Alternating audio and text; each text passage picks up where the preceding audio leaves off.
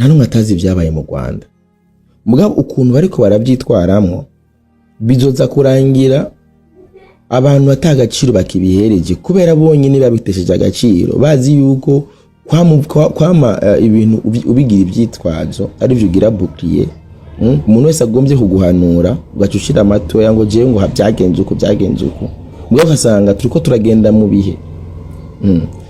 bihe abantu bagomba kumenya ukuri parce que le Rwanda situe l'origine du conflit au niveau des FDLR. C'est pas par les FDLR que le conflit commence. Le conflit a commencé au Rwanda. C'est un conflit rwandais. Et ça a commencé avant le génocide. Le génocide a commencé avec l'assassinat du président Habyarimana. C'est ça l'origine du conflit actuel. Et cela s'est déroulé au Rwanda, entre les Rwandais. Nous devons rechercher l'origine de l'assassinat du président Habyarimana. Parce que le génocide s'est déroulé au Rwanda, entre les Rwandais. Mais on voit les génocides partout. La République démocratique du Congo est un pays habité par 450 ethnies, alors que le Rwanda n'est habité que par 2 ethnies. Alors le conflit du Rwanda ne peut pas être transposé en République démocratique du Congo. Ça n'a pas de sens que l'on puisse s'en prendre à une ethnie alors que nous en avons 450. Donc c'est un non-sens.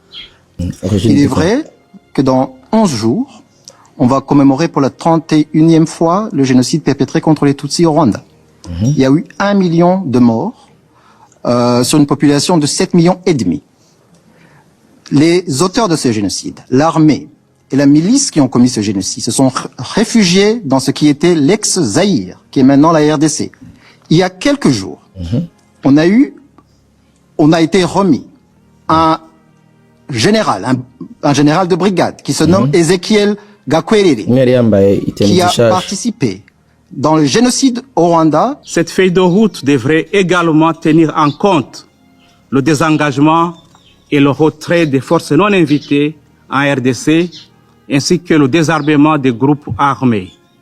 Le Burundi exprime également sa gratitude envers le président angolais pour ses efforts dans le cadre du processus de Luanda. Nous restons fermement convaincus que les solutions et les médiations africaines sont les plus appropriées pour résoudre les problèmes africains. Ndaba ndongeye kandi kubaramutsa abakunzi ba Simbizwa Semavumba. Uno munsi hari ivyo nari ko dusangira gato. Murazi neza yuko nabemeye kuzokwama ndabahereza content.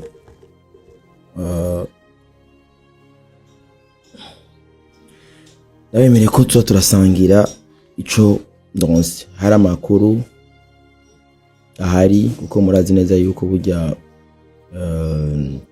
umuryango ni ikintu gihambaye. Ndatahura cyane yuko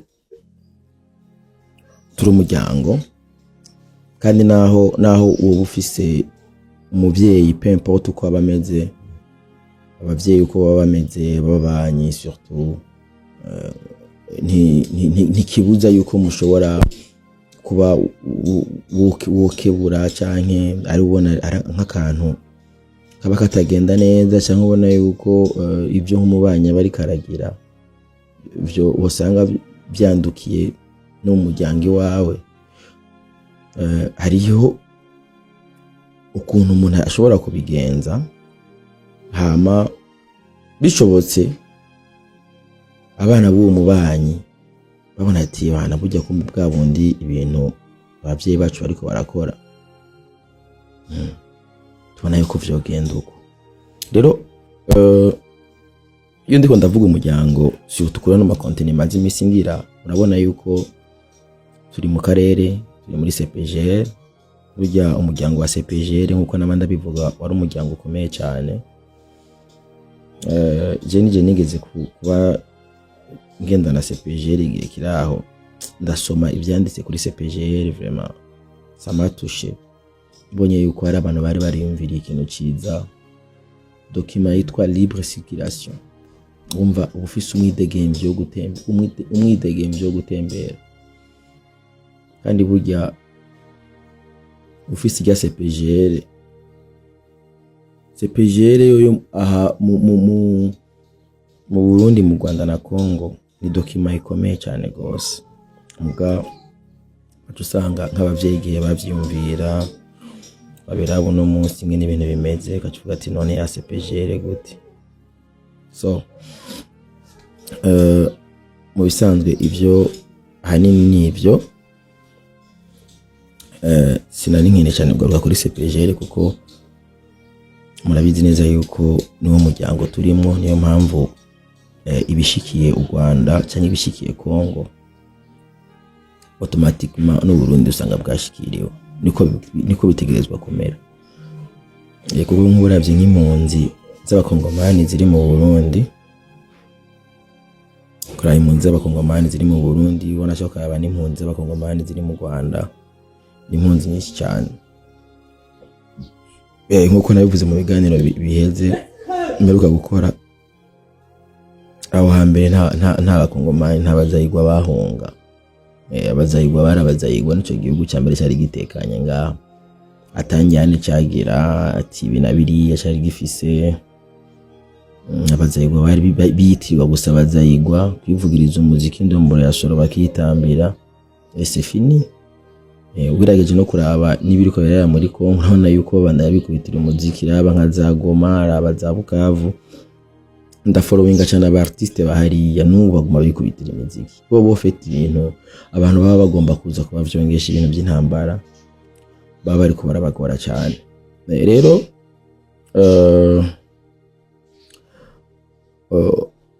kandi kigira kabiri naco nagomba ndababwira n'ukuri bene wacu, burya iyo umuntu afise ikinyoma cyane ikinyoma nticubaka. Yego ikinyoma urashobora kugikoresha mu mwanya muto, mugabo haheze igihe nyine iyo umuntu avuga ati narabeshe cyane, mugabo bashobora kuvuga ukuri tu cyane basi icyo kinyoma ubona yuko ari cyari kikubeshejeho, basi ukinumira, basi ukuri ko nyene kukishikana vyonyene tu hamukihorera. Mugabo ntugume muri kino kinjana aho abantu ashobora kubura ibinabiri, ashobora gusesangura, ashobora kuja mu mizi y'ibinabiri. Je no munsi nayimeje kuraba ariko ndaraba kuri internet, mu nyuma niho naguye kuma discours. Hari ibintu bikomeye beruka kubera muri Nations Unies, sinzi ko mubikurikirana surtout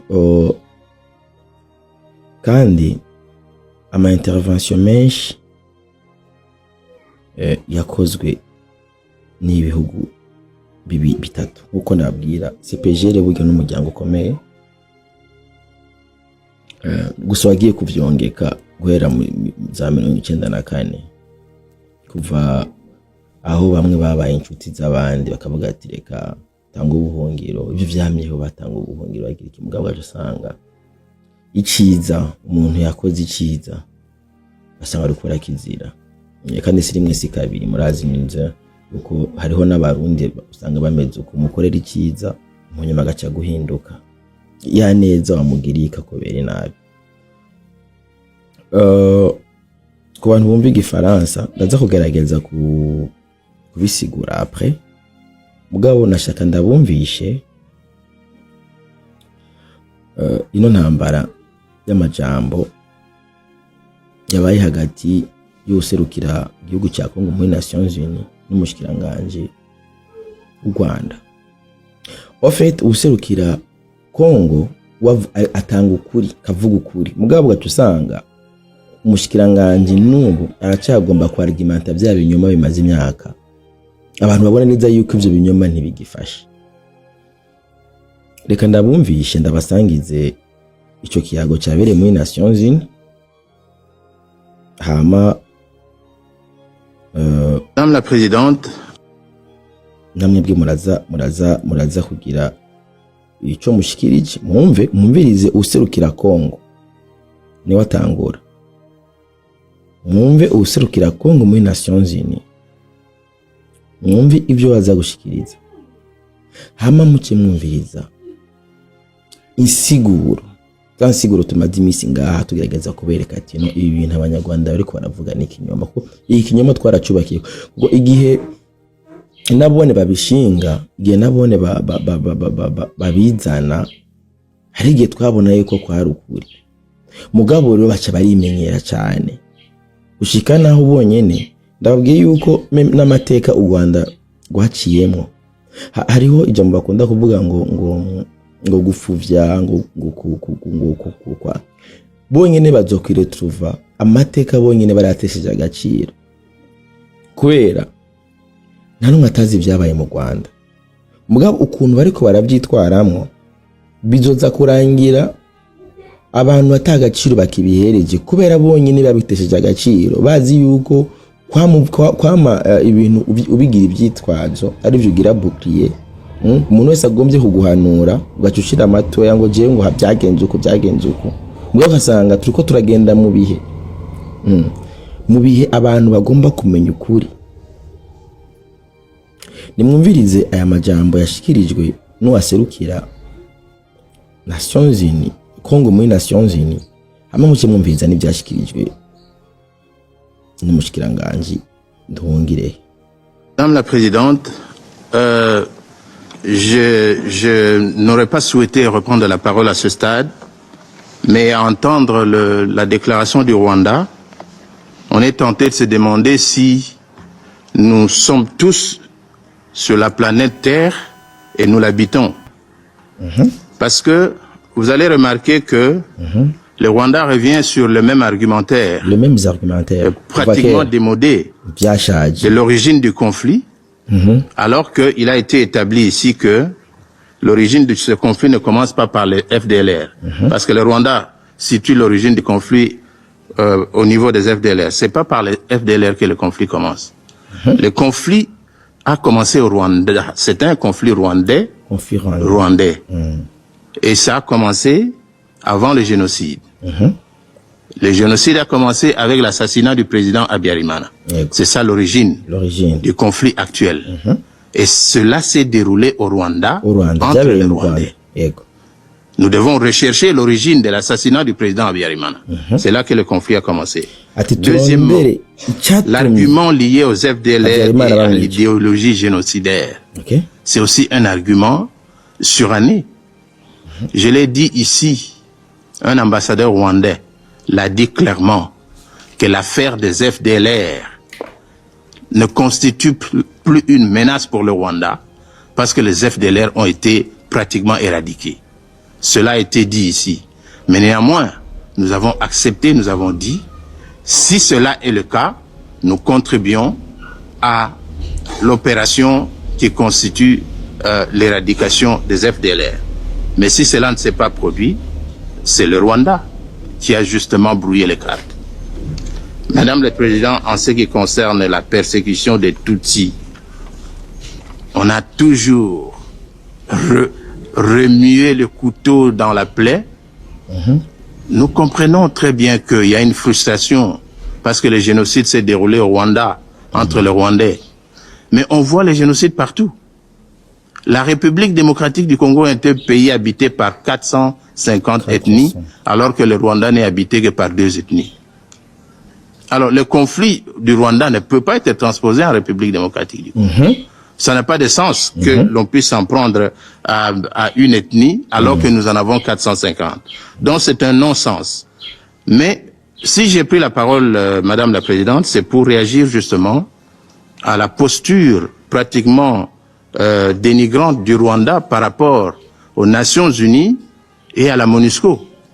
Nous ne pouvons pas comprendre que le Rwanda, qui est un pays contributeur de troupes, dénigre à longueur de journée les rapports des Nations Unies qui établissent que le Rwanda a envahi le territoire de la République démocratique du Congo et il conduit des graves violations des droits de l'homme. C'est tout cela que la MONUSCO a rapporté ici. Nous ne pouvons pas comprendre que le Rwanda dénigre ces rapports, dénigre le travail de la MONUSCO, mais se félicite lorsque des ressortissants du Rwanda sont nommés par le secrétaire général à des postes importants dans le système des Nations Unies. Et se félicite aussi d'être pays contributeur de troupes des Nations Unies, alors qu'ils n'acceptent jamais un seul rapport des Nations Unies. Voilà pourquoi je voulais revenir là-dessus, Madame la Présidente. J'en reste là et je vous remercie. Je remercie le représentant de la République démocratique du Congo pour sa déclaration. Son Excellence, le ministre des Affaires étrangères et de la coopération internationale du Rwanda, a demandé la parole pour une nouvelle déclaration. Donc, deux points que je veux soulever ici. Premièrement, sur l'origine du conflit.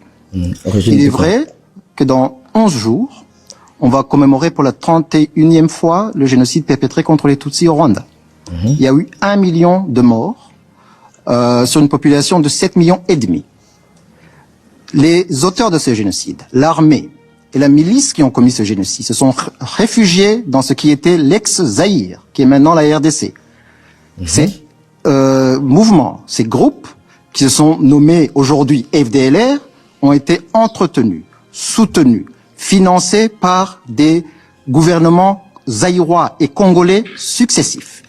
Il y a quelques jours, on a été remis un général de brigade qui se nomme Ezekiel Gakwerere, qui a participé dans le génocide au Rwanda, surtout dans la préfecture de Butare. Il a même participé dans l'assassinat de la dernière reine du Rwanda, Rosalie Gichanda.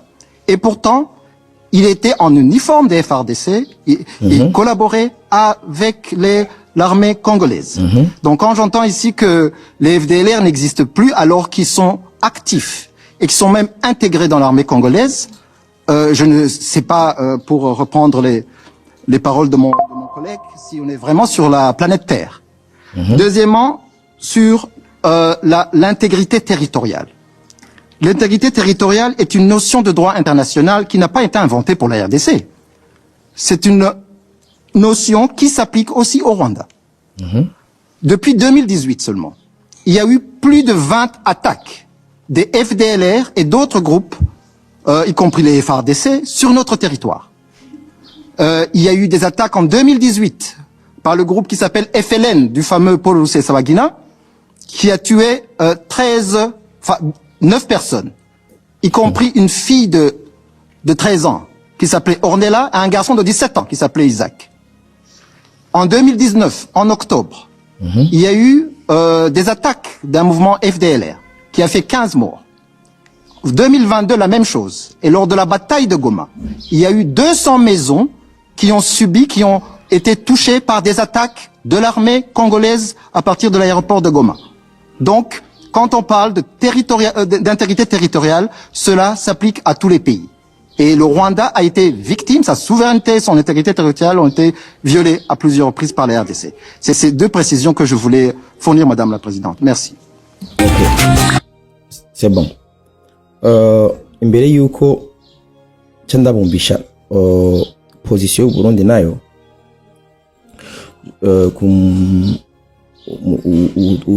userukira Burundi muri Nations Unies nagoma magarare d'abord kuri ibi byashikirijwe na ambassadeur wa Congo hamwe n'izi nyishu zatanzwe na Olivier Nduhungirehe, ministre wa Relations Extérieures y'u Rwanda. Ibi nama ndababwira toujours ngaha kama dusangiza ngaha ifo yuko no musisi menye ukuri. Ibi ambassadeur wa Congo avuze niko kuri. Ambassadeur wa Congo avuze ati ivyabaye origine yibazo Congo ifise.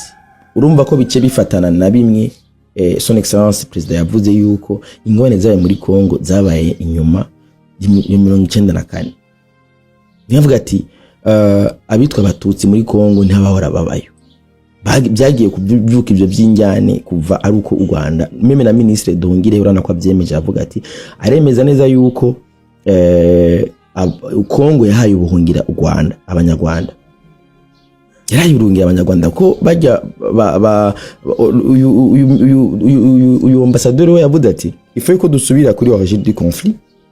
Origine yatangujwe n'ishwa rya president Habyarimana niho byahereye, niyo origine.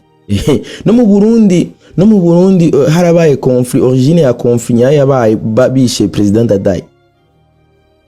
President Ndadaye bamaze kumwica harabaye conflit, mugabo byarabaye rosoli, barabiyarusha barigana, barabakwiga bavuga ati okay tubigenza uku, hama birahagarara, harabaye guerre civile, haraba ama resistance, harabiki, hama mu nyuma birahera pi n'uburi pi. Rero aha tubona turiko tugerageza kugwana, ni kugira twirinde ejo hirya hejo umubanyi ariko arazana zangurane nyene agomba kuvyura bya bintu ntibize kwandukira abarundi, mugabo ubu biragoye aho byoca kubera amategeko y'u Burundi bufise arugaye yaramaze kuzibira. Origine du conflit yibi byabaye origine yibi byabaye mu Rwanda, origine yavyo itangurana biba muri Kongo n'iyicwa rya president Habyarimana. Ambassadeur wa Kongo avuga ati ni kurondera kwanza la cause, niyo vya mbere bihera. Kandi ikintu yigira kabiri navyo abanyarwanda mu nyuma baricanye, ico kintu bakwiye kukimenya. Abahutu bisha abatutsi mu Rwanda bose bari abanyarwanda, hama Kongo yahaye ubuhungiro abanyarwanda, kandi kijagiye kugira abakongomani bakire abasirikare b'u Rwanda n'inkoho niki n'amasezerano mpuzamakungu yabikoze. Hari impamvu, izo mpamvu zose rero nizo tugombe kuzica pembe no kuziga tukazimenya, abantu bakazimenya. Ntumve gusa ngo bahungiyeyo nkuko mengo ku Kongo objectif yari ifise kwari ko destabiliser yuko ibyari uko biraba. Hariho leta hari igisirikare cyari gihari, cyari kizwi n'amategeko, cyari kizwi ko ari igisirikare cy'u Rwanda. Rero gusabigwa ubuhungiro n'igisirikare, none igihe Goma itegwa n'abasirikare b'u Rwanda baba Kongo bahungiye mu Rwanda ntibabakiriye. Igihe Uburundi muri 2015 batera kudeta, bagera kudeta, n'abasirikare b'u Burundi bahungiye mu Rwanda barabakira. Gutanga rero ubuhungiro ni kimwe, mugabo kuba u Rwanda rwaciye kugenda kwihora igihugu cyatanze ubuhungiro, iyo ni kindi kintu abantu bakwiye kumenya. Ego bajya batipe bavuye bakoze ibara ntangorane bahungiye muri Kongo ngo yabakiriye, mugabo Kongo niyo kimara imyaka yose irikirazira kuba yaratanze ubuhungiro. Uno munsi abene igihugu inyuma y'imyaka 30 bonyine baravuga neza yuko uravye ingene byagenze, narabisubiyemo ngaha ndagerageza kwerekana ingene bagiye muri Kongo makambi za tingitingi zande hose baragira iki, barica abanyarwanda bari bahungiyeyo, abandi bagiye kubakorayo ku nguvu ngo batahe, bamwe barapfira muri Kongo, abandi nubu harabageze za Kisangani zande barangaye na za Malawi na za Afrika y'Epfo, hose abanyarwanda baragezeyo barahunze. Benshi barahunze barangara ntibazi n'u Rwanda n'ingene rusa. Bisigura yuko ikibazo cy'aba FDLR, ikibazo cy'abantu bavuye mu Rwanda bakoze ibara kirafise ukuntu cyatorewe umuti, mugabo Kongo niyo kwamikizira buri gihe. Minisita kitwaza ngo mwabonye wa mu general umwe bambikite nizishasha ngo kugira baronke ibyitwazo bagenda gushikiriza ngo yari mu FDLR ngo biki ngo yaje ngaha. Umuntu bakuye mu mugasho nambari Gitarama nambari bakaza bamwambitse iteni kugira ibintu by'ibinyoma ya masenario uwitwa abantu twayarushe, abantu bayarushe ibyo ukuri kose barakuzi. Barakene iyo mubona yuko atamarwi mari variable mushobora gutanga, mureke gutwara ibinyoma, kuko no munsi abantu barafise gusesangura, bafise kujya mu miziki bakibonera ukuri. Gute Kongo yomara imyaka yose ibaho yamizira abantu yahaye ubuhungiro, kandi abo bantu bamwe barabatanze muri Nations Unies. Je ndibuka mu 2019 hari operation yabaye, ujya hari umugenerale bishe yishwe na FARDC wanashaka ujya budacumura, yishwe na operation zakozwe na FARDC. Na FARDC nyine yaragerageje kubafasha aba bantu, irabafasha iragerageza, burya Kongo ni igihugu kinini kirimo abantu kirimo aba FNL kirimo bajya abantu dunya bajya none bajya baharuguru ba Uganda na nambari elera nambari bikintumbazi mugabo nta n'umunsi n'umwe Kongo urigera umva yidogera ngo abarundi ngo baraza ngaha ngo baje kurondera ngo FNL ngo baje kurondera ngo zareta baraza bitafise ingene bigenda mugabo nta Kongo yigera yidogera ngo abarundi ngo barabicira ngo abanyagihugu kubara bagiye kurondera umwansi yari kandi bagenda bavyumvikanye n'igihugu ca Kongo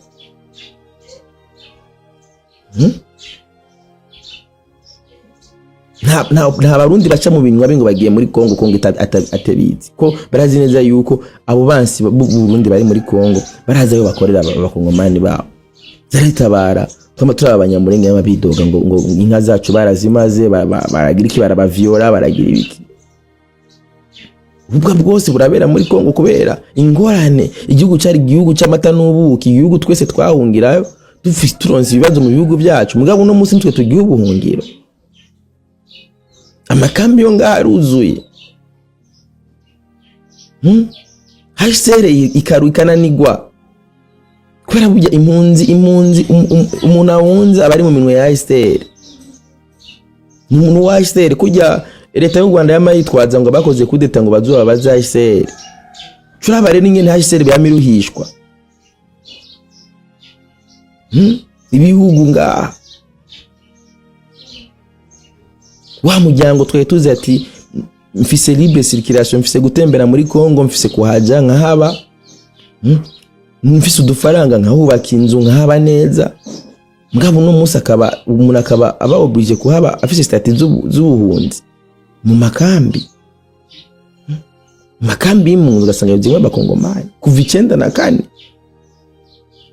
nyine 94 Kongo ni zahe ngorane zabaye hagati y'abakongomani ku buryo abanyekongo bitwa impunzi ngwane zaje ziva hanze n'uri ambassadeur wa Kongo yabwiye ati none origine kuki Kongo tuzira abanyarwanda pourquoi nabo abanyarwanda kenshi bavuga nabo bakongomani bavuga ikinyarwanda kenshi baba bazira umwikeko ko bakorana n'abanyarwanda nibo ntuzi amarere President wacu arababwiye yuko ati abanyamurenge n'abakongomani mugabo Rwanda rukabita abatutsi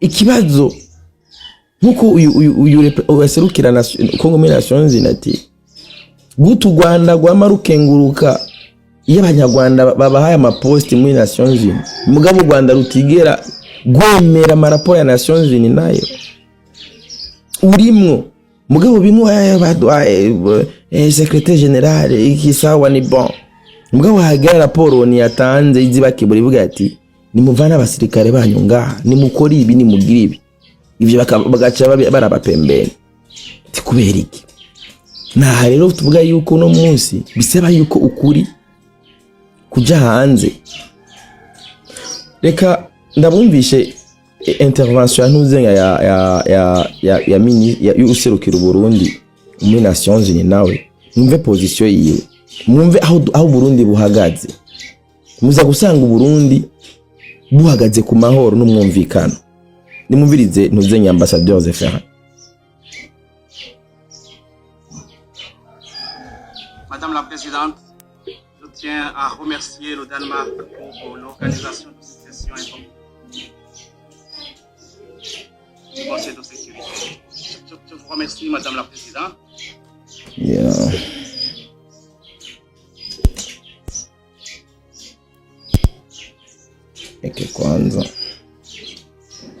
Madame la Présidente, je tiens à remercier le Danemark pour l'organisation de cette session.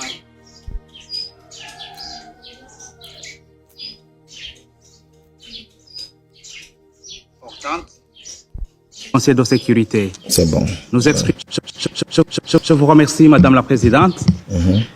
Madame la Présidente, je tiens à remercier le Danemark pour l'organisation de cette session importante du Conseil de sécurité.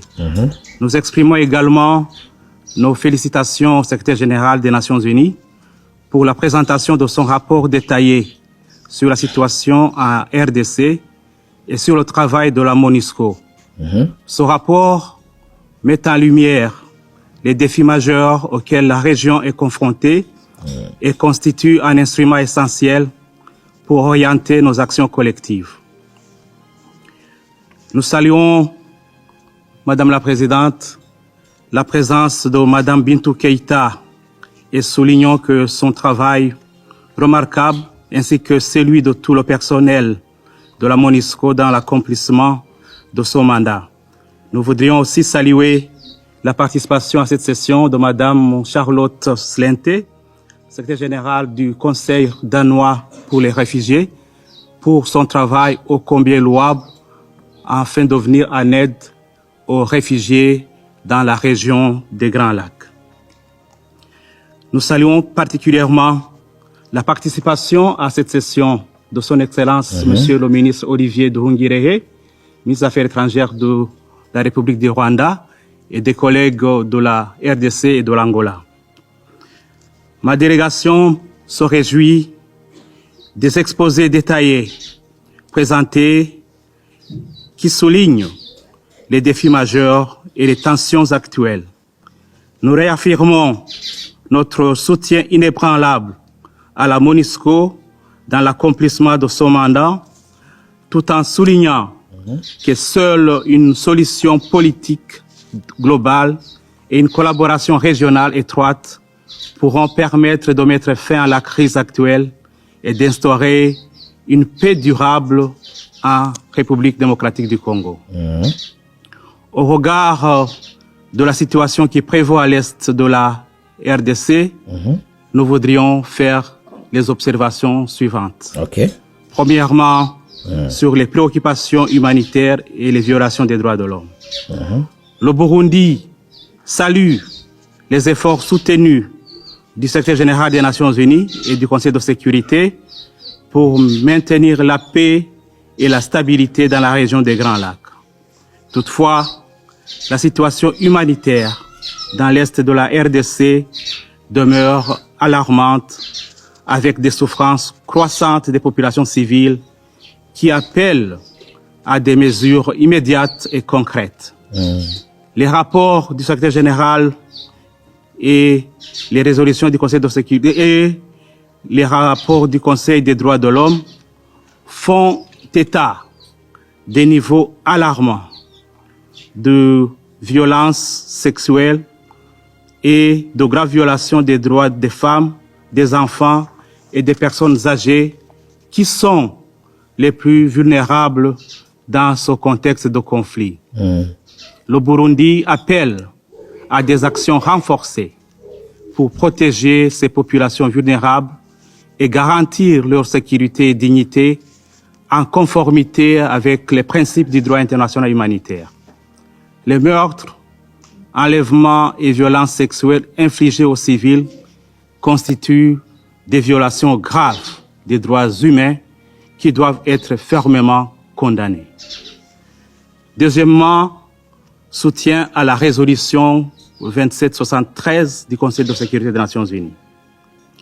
Plus d'un mois après l'adoption de la résolution 2773, le 21 février, une résolution qui a exigé l'arrêt immédiat de l'offensive du M23 et le retrait des forces rwandaises et du M23 de Goma, Bukavu et de toutes les zones sous leur contrôle, la mise en œuvre effective de cette résolution tarde à se concrétiser.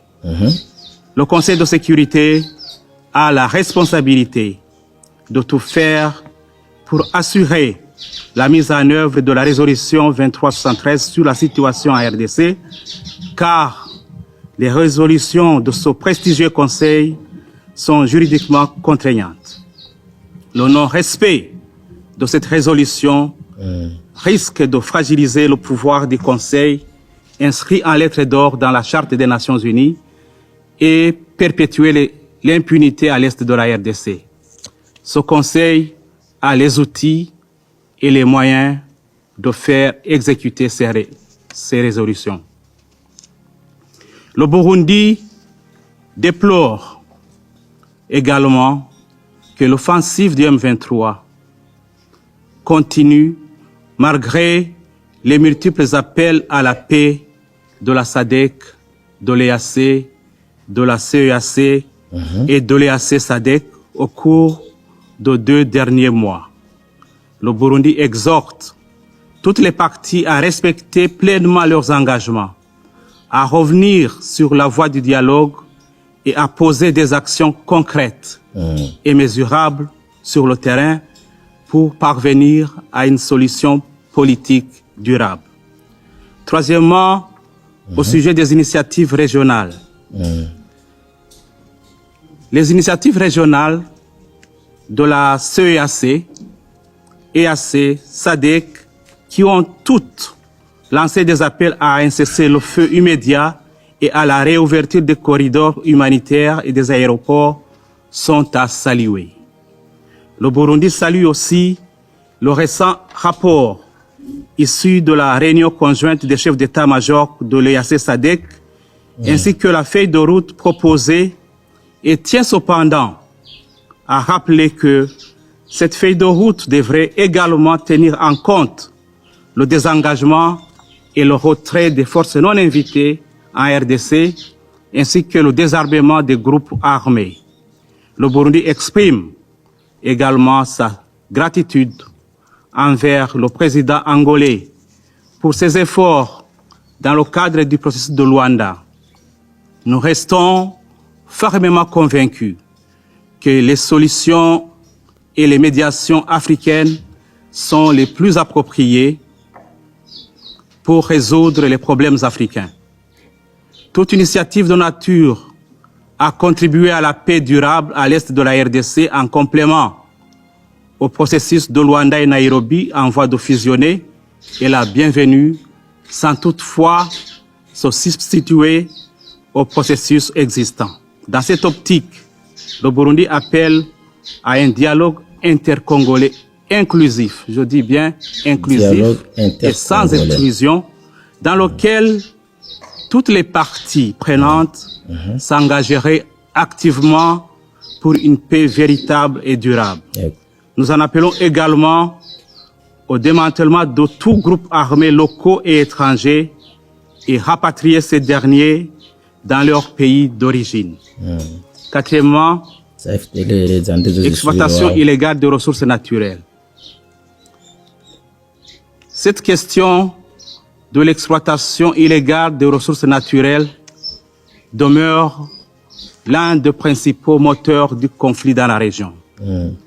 Le Burundi soutient pleinement l'initiative régionale de la Conférence internationale sur la région des Grands Lacs pour lutter contre cette pratique destructrice et appelle à une coopération renforcée entre les États concernés pour éradiquer ce phénomène qui nourrit la violence et l'instabilité dans toute la région.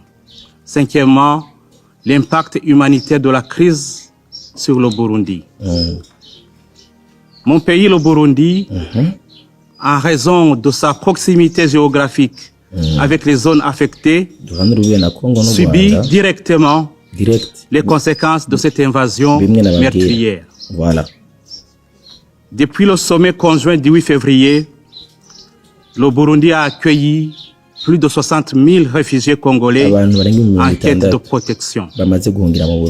Actuellement, plus de 120 000 réfugiés sont hébergés dans des camps à travers le pays, mettant une pression croissante sur les ressources limitées. Le Burundi lance un appel urgent à la solidarité régionale et internationale pour faire face à cette crise humanitaire. Sixièmement, engagement du Burundi pour une solution politique durable. Le Burundi réaffirme son engagement à œuvrer pour une solution politique durable au conflit en RDC, en ligne avec le plan de paix proposé par le gouvernement du Burundi. Nous restons convaincus qu'au regard des souffrances civiles et des violations massives du droit international humanitaire et des droits humains, l'heure est venue de passer des déclarations aux actions concrètes.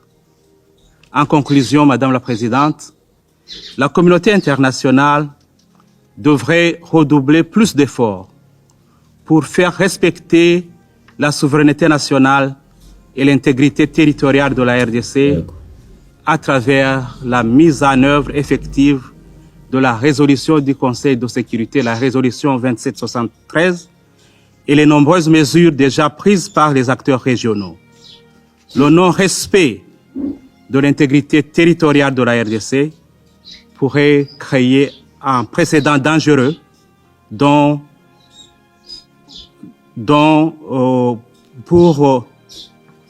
pourrait créer, disais-je, un précédent dangereux dont certains États pourraient se servir pour grignoter des portions des territoires d'autres États souverains. Je vous remercie. Navyumvise. Ibi nyakubahwa userukira Burundi muri Nations Unies yashikirije ni bimwe ko ndababwira. Uburundi kintu cya mbere gushira imbere n'amahoro, murazi ko abarundi turabanyamahoro. Ibibazo byose byabaye mu Burundi kuri twebwe harabaye ibiganiro hagati y'abarundi. Murazi imigwi yabaye meme muri 2015 hamaze kuba gushamira nuko ibyabaye muravyibuka. Mu nyuma harabaye ibiganiro by'abarundi baragira ku byo bagezeko. Nivyo abarundi hano hose bari bama bigisha ukumvikana ni mubanze muyage nk'abanyekongo. Ntihakenewe yuko ibya Kongo ibiri abakongo n'ibiyaga abanyekongo namba vy'ukuri atabanyamahanga babirimo namba vy'ukuri u Rwanda rutabirimwo ibyo bakongo nabirekera abanyekongo babiyage babiheze nk'abakongomani. Na rero umvise yuko ibibazo vya Kongo bivyagwa n'u Rwanda, mwumva neza yuko haba hari ikibazo. Niyo mpamvu rero namba dukeneye kubana neza, twubahirize imbibe z'ibindi bihugu, tuje kuvogera ibindi bihugu. Ibi byadongire yavuze ngo hari amasasu ngo yaguye muri Kongo, nuko umubanyi nuko iyo hariko haraba ibibazo hagati mu banyi hari igigwa ntihabura kamwe tubiri. Jewe ndibuka igihe nari mu Rugombo, hari umuntu yambwiye yuko ariho ibombe ryaguye mu mirima iri ku Rusizi. Kubera iki biba biriko birabera ku mipaka. Niyo mpamvu rero burya hajya bamwe bace barepusa baragerageza kubegeza kure cyane, bibanda bibera ahantu kure. Kwaruko kuba hari igihe kujya ku inventory yigeze kumanugeza akamanyora, amabombe bateye aragwa ku butaka bw'u Burundi. Hari bombe imwe yaguye mu mirima y'ibigazi, yaguye mu bigazi kabisa. Mugabo no gutahura ati nambi iyo bombe yaguye ni ko umubanyi atamahoro afise. Rero tuje hamwe ubwira umubanyi aronka amahoro, atekanigwe iwe no muvyiwe. Aho niho twese tukumba turamona aho tugumye twitwaza urumva ngo harabagize genocide ngo baje ngo bahungira habagire ivyo ça fait plus de 30 ans vyamaruko nyene. Ijambo riguma mu kanwa rigacika inkonda. Ubu pour le moment turabe ibyo bita inyungu rusangi, inyungu twese duhorizako amahoro n'umutekano, ku buryo ejo utazobahuza ati ari bombe izova muri Kongo igwe mu Burundi, ari bombe izova muri Kongo igwe mu Rwanda. Turabe ati byogenda gute kugira abanyekongo nabone basubire kuronka amahoro nkuko byari bimeze. Nivyo uyu mwubaha ni juste nagomba kongera kwako kuri ibi byo mwubaha aserukira Burundi Nations Unies agomba gushikiriza. Ibisigaye byari ivyo nani nkeneye ko tuyaga ko ndabasangize uno musi ko ndaza abantu menshi baba batazi yuko ubu isi nzima yicariye ibibazo by'abakongomani. Mubandanye mukurikira munongera musangiza bino biganiro abandi. Imana ikomeze kubafasha muri murakoze.